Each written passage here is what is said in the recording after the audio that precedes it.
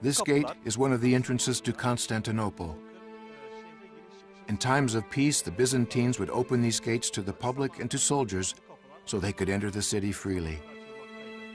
But in wartime, when the city was under threat, they would wall up the gate like this and block the entrance in order to keep the enemy outside. As you see here, the last wall built into this gate was when Mehmet II prepared to attack the city.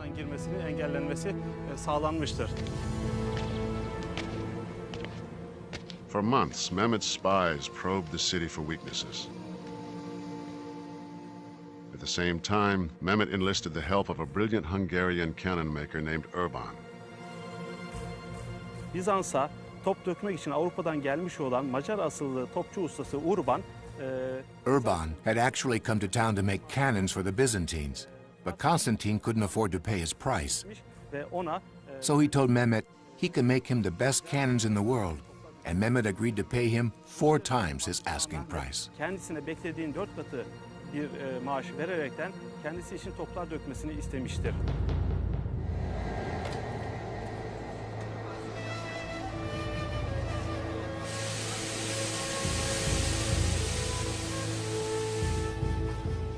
Urban built a battery of advanced artillery pieces, including the world's largest cannon. With a barrel measuring 26 feet long, the giant weapon could fire a 1,000-pound cannonball over a mile. The explosion could be heard 10 miles away. On the eve of the battle, Constantine sent a message to Mehmet. As it is clear you desire war more than peace, so let it be according to your desire. I will defend my people to the last drop of blood. The supreme God calls us both before his judgment seat. Mehmet responded, "The holy war is our basic duty as it was in the case of our fathers. Constantinople, situated in the middle of our domains, protects our enemies and incites them against us. Conquest of this city is therefore essential to the future and safety of the Ottoman state." On April 6th, 1453, the siege of Constantinople began. April 1453, just 2 years after becoming Sultan and just 9 months after completing the Rumeli fortress, Mehmet II was ready to attack Constantinople. Outside the fortress city, 100,000 soldiers, including a corps of elite janissaries, massed beneath the towering city walls. The troops donned chainmail armor and readied their weapons. Inside, Christian defenders braced for an attack. The Byzantine army had about 9,000 soldiers.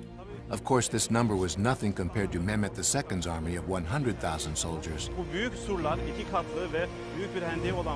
But the Byzantines had tremendous confidence.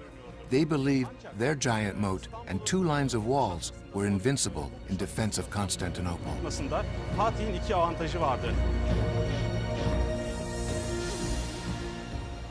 Mehmet's troops moved their siege towers and catapults into position and anxiously waited for the order to attack.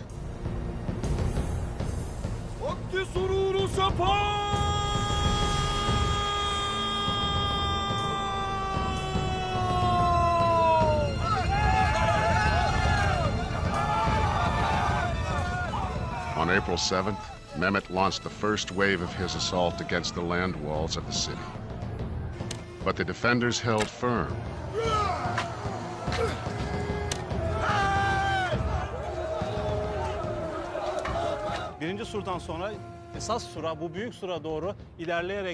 The Ottoman soldiers who managed to get past the moat and the first line of walls ran up ladders that they leaned on the second line of walls. But the soldiers on these ladders came up against hot burning oil called Greek fire. This Greek fire would incinerate anything, including people. Also, Mehmet had built mobile siege towers as tall as the walls themselves. But these towers were made of wood and leather, and the Greek fire would burn them all. huge number of foot soldiers who were not the elite janissaries were used by Mehmed II as cannon fodder. And they were doing the initial damage by softening the city. As ground forces continued their attack, 150 ships of the Ottoman Navy approached the city and readied their guns. Constantinople is on a peninsula, and Mehmet's spies had learned that the seaward walls facing the Golden Horn were not as thick as the land walls. But when Mehmet's navy tried to attack, the Byzantines were ready. Before the Ottomans arrived, though, the Byzantines stretched a chain along the Golden Horn in order to deny access to the Ottoman Navy. It was important because by denying access, they could concentrate the forces along the land walls.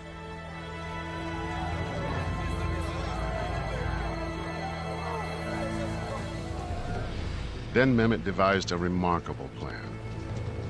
If he couldn't break through the blockade, he'd go around it.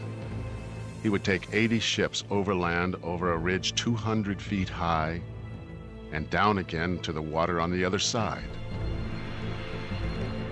It is quite extraordinary when you think about ships weighing many tons, several tons at least, being dragged on rollers up a very steep hillside for several miles and then being pulled down those rollers several more miles. You have this vision of hundreds of oxen and thousands of log rollers, probably greased with some substance or another, and men screaming and pulling in this very dramatic scene. And it probably terrified the wits out of the Byzantines. Bu gemiler Haliç'e iner inmez Haliç surlarını As soon as these ships made it into the Golden Horn, they started to fire on the walls. Constantine redeployed troops from the land walls, but this created a serious weakness in their defense. Savunmada yer alan askerlerin At the same time, teams of oxen and hundreds of men dragged Urban's monster cannon into position to assault the land walls. yapabilmekte. The giant cannon could only be fired 3 times a day. It would get so hot after firing that the Ottomans had to use olive oil to cool it down to prevent it from cracking during firing. Atış esnasında topun çatlamaması sağlanmıştır. The big gun, along with Mehmet's other artillery batteries, pummeled the walls. Surların önüne 14 ayrı batarya yerleştirdi ve bu bataryalar Mehmet had 14 artillery batteries positioned in front of the walls, and they fired day and night. atış sistemi gerçekleştirdi. To complement the big cannons, he developed a unique firing system for destroying the fortress. The cannons would aim at 3 points on the walls and fire continuously at these points. Kısmı yıkıldı ve askerler yıkılan yerlerden surların içine girdiler. On May 29, 1453, after 7 weeks of intense siege, Mehmet gave the order for what would become the final assault.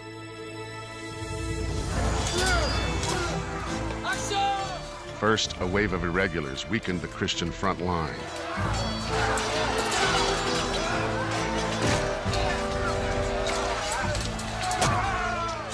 Next, a second wave of regimental troops intensified the battery.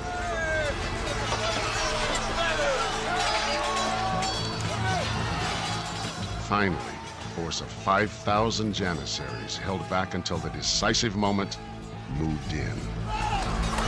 There were 2 reasons for that. One is that Mehmet didn't want to waste his best troops when it wasn't clear what the outcome would be. And secondly, the Janissaries were not that happy about being used as cannon fodder, and they expected to be thrown into battle when they could decide it, and of course reap the glory, which to a large extent they did.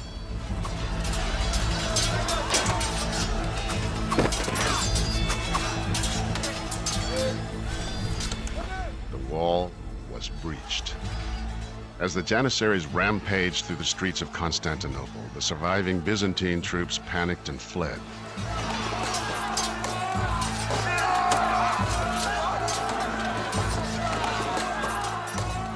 Emperor Constantine knew all was lost. He hurled himself into the midst of the enemy and was cut to pieces.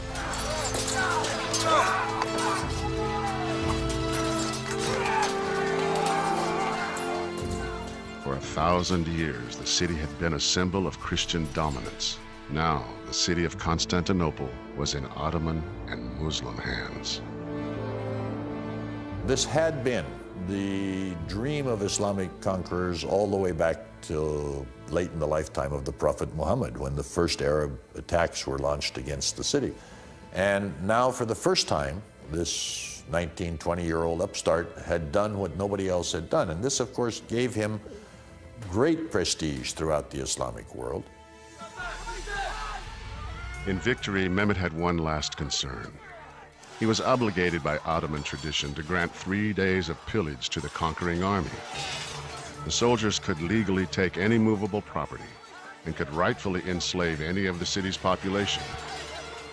But Mehmet had no interest in having his new capital sacked. On the second day, he entered the city at the head of a procession and put an end to the pillaging. Sultan Mehmet rode triumphantly to the magnificent church of Saint Sophia and ordered it turned into a mosque. The Christian cross was torn down and replaced with a crescent, the symbol of the Ottoman Turks. The Ottomans had captured the Second Rome. With the capture of Constantinople, the Ottoman Sultan became a Caesar, an emperor, the successors of Rome. The fall of Constantinople shocked Western civilization. There were ceremonies of mourning in St. Peter's in Rome. Pope Pius II urged Mehmet to convert to Christianity. Instead, this Muslim sultan declared the city the capital of his Islamic Ottoman Empire. With this monumental victory, Sultan Mehmet had changed the course of world history and forever would be known as Mehmet the Conqueror. It was the beginning of the golden age of the Ottoman Empire.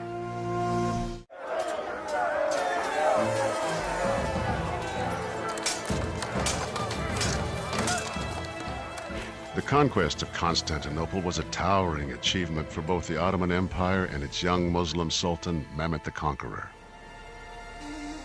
Once he conquered the city on the 29th of May, 1453, something that had been the dream of Islamic rulers for 700 years, he got unbelievable prestige.